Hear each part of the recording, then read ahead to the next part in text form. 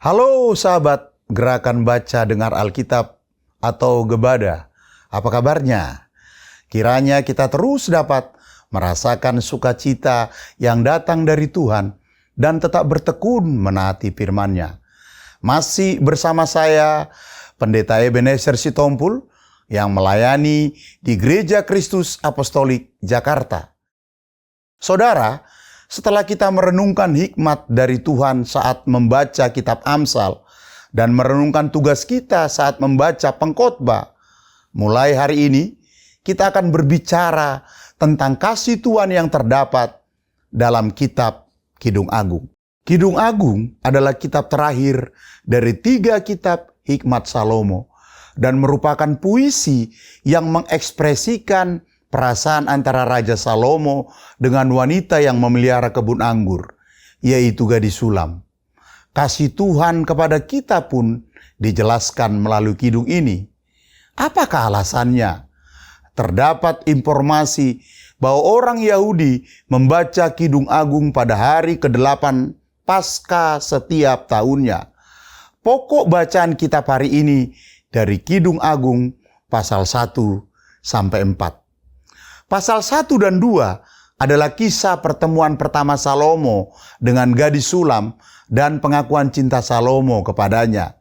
Tertulis demikian, "Kekasihku mulai berbicara kepadaku, bangunlah manisku, jelitaku. Marilah, karena lihatlah musim dingin telah lewat, hujan telah berhenti dan sudah lalu. Di ladang telah nampak bunga-bunga. Tibalah musim memangkas.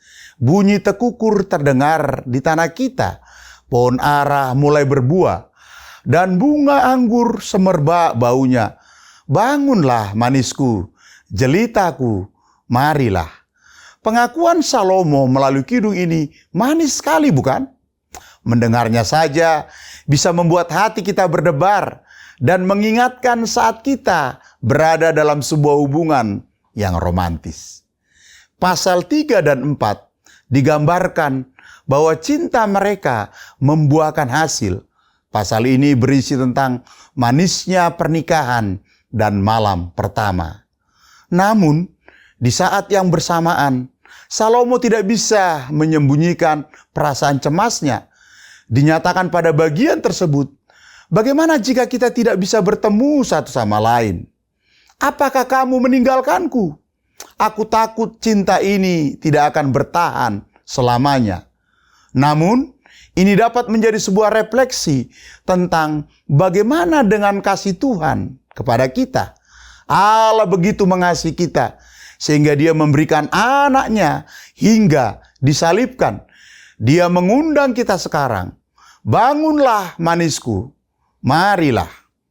Saudara, terdapat sebuah cerita dari seorang misionaris Korea. Misionaris ini mempunyai 1 anak kandung dan 9 anak angkat. Ia mempunyai sebuah rutinitas, yaitu setiap 2 kali seminggu ia pergi ke pasar untuk membeli pakaian. Setiap kali akan pergi ia bertanya kepada anak-anaknya, "Siapa yang mau ikut ibu hari ini?" Walau mungkin di antara anak-anaknya ada pemikiran bahwa mereka akan menjadi tukang bantu angkat barang untuk ibunya saat di pasar. Bagaimanapun sebenarnya kalau ikut ibu, ada hak istimewa besar yang tersembunyi. Saat ikut ibunya, anak-anak itu dapat memilih pakaiannya sendiri untuk dibeli dan dapat uang jajan karena sudah membantu ini dan itu. Jadi pada akhirnya anak-anak yang mau ikut itu akan berkata bahwa ikut ibu ke pasar itu enak dan mereka sangat menyukainya. Mereka mengaku selalu menginginkannya lagi jika ada kesempatan. Seperti ilustrasi tersebut, demikian pula Yesus juga bertanya kepada kita, "Ikutlah aku, apakah kamu mau mengikuti aku?" Jika kita mengikuti Yesus, hak-hak istimewa yang tak terbayangkan akan menantikan kita. Frase "manisku, jelitaku" mengingatkan kita akan pengakuan cinta yang manis tersebut. Sekarang, kita akan membaca dan mendengar pembacaan Kidung Agung pasal 1 sampai 4 bersama-sama.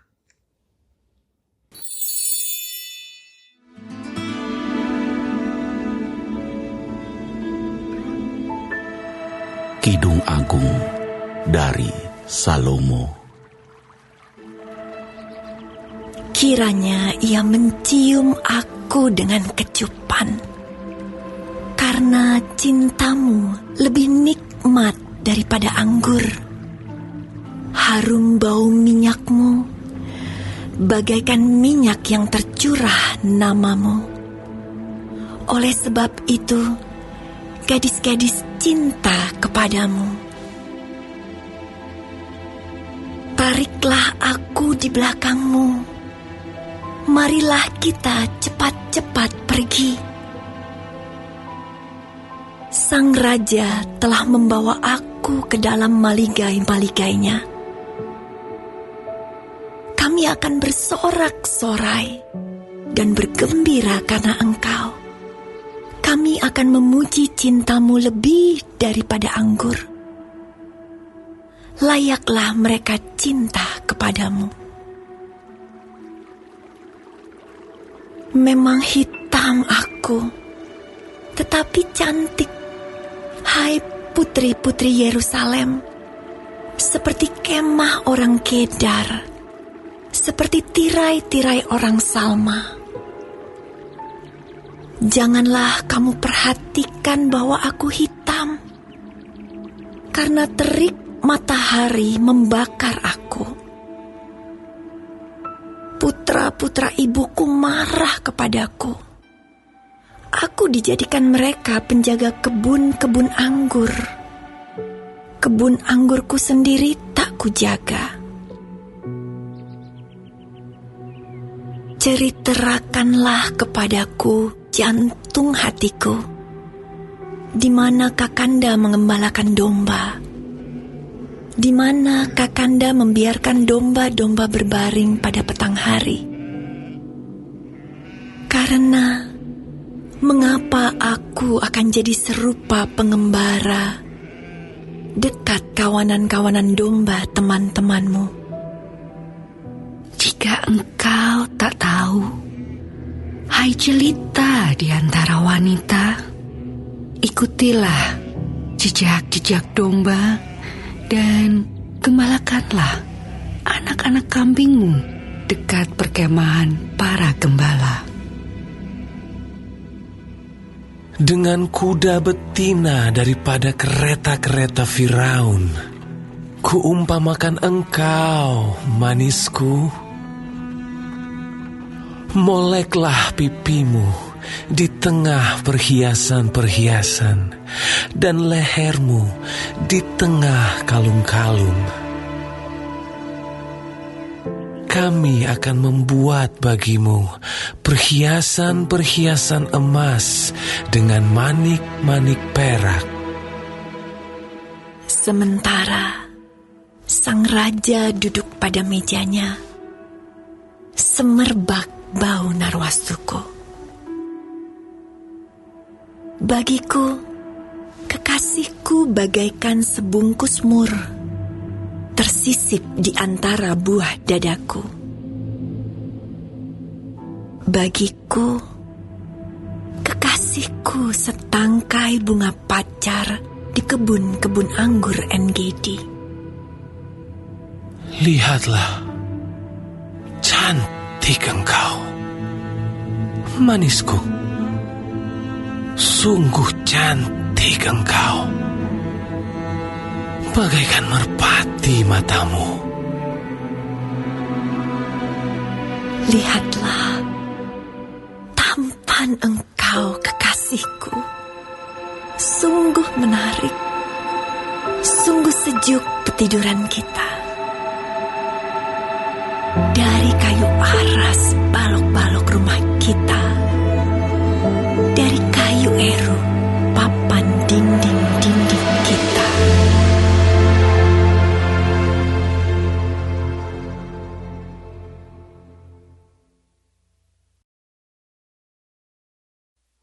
Bunga mawar dari Saron aku, bunga bakung di lembah-lembah.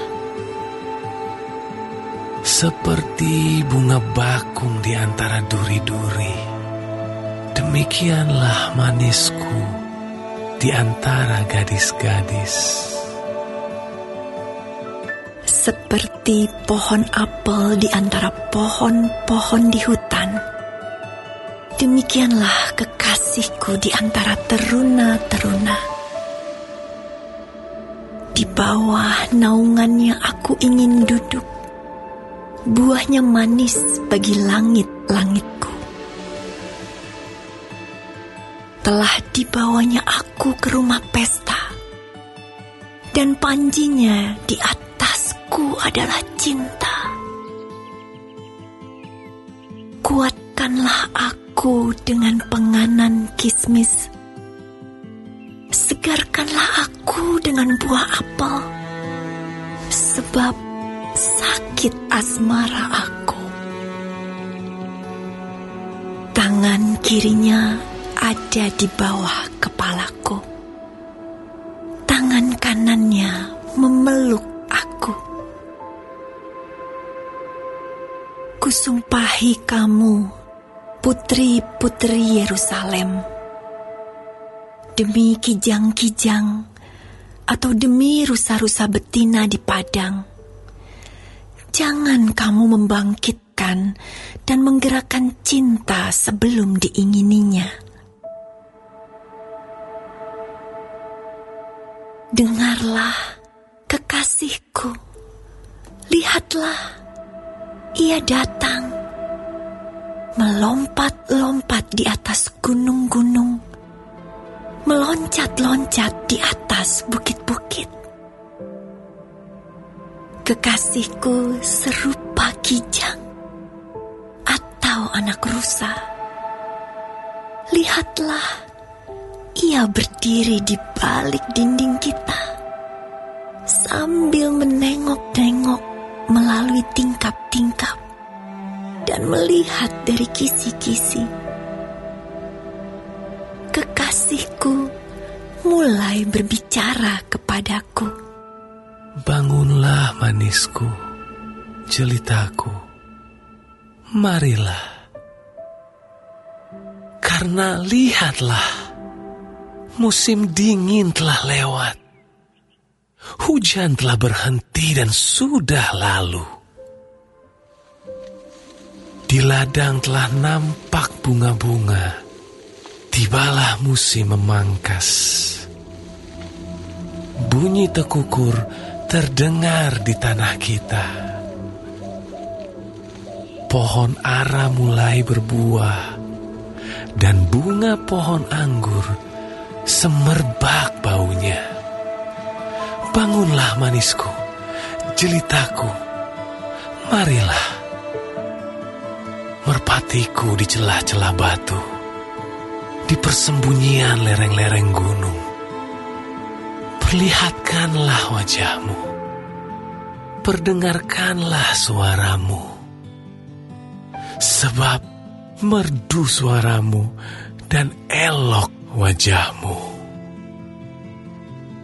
Tangkaplah bagi kami rubah-rubah itu, rubah-rubah yang kecil, yang merusak kebun-kebun anggur, kebun-kebun anggur kami yang sedang berbunga.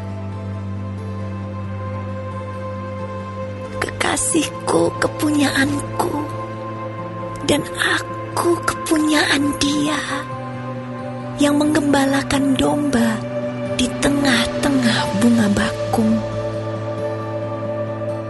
Sebelum angin senja berembus dan bayang-bayang menghilang, kembalilah kekasihku, berlakulah seperti kijang atau seperti anak rusa di atas gunung-gunung tanaman rempah-rempah.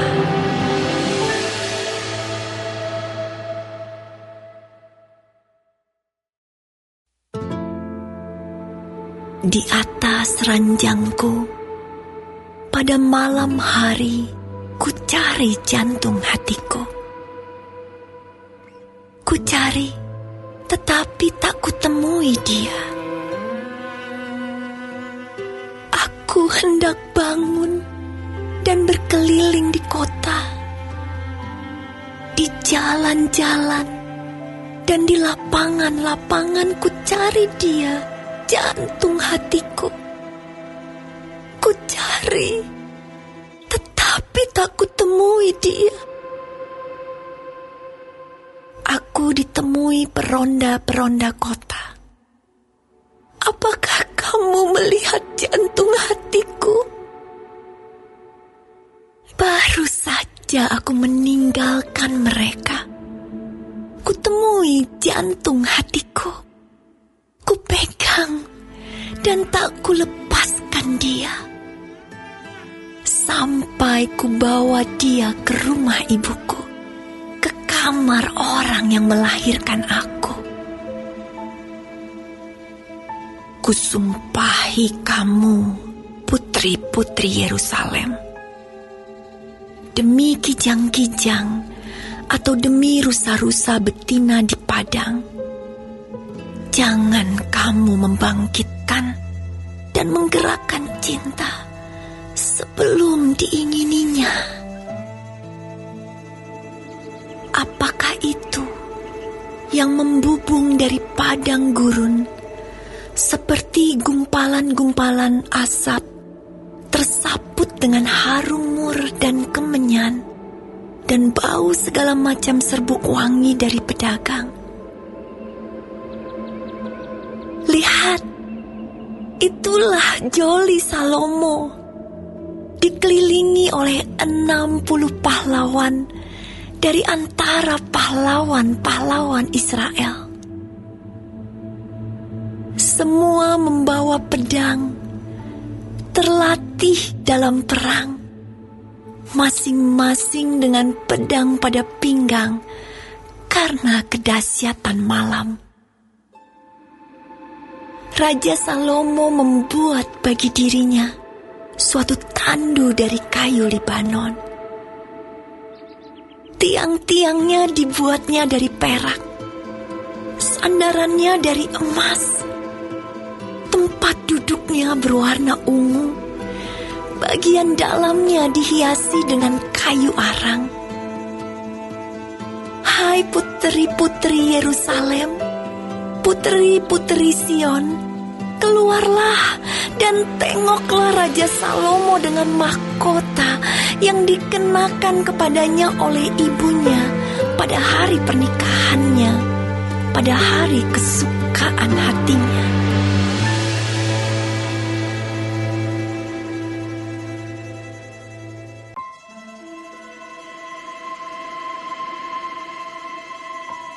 Lihatlah cantik engkau, manisku.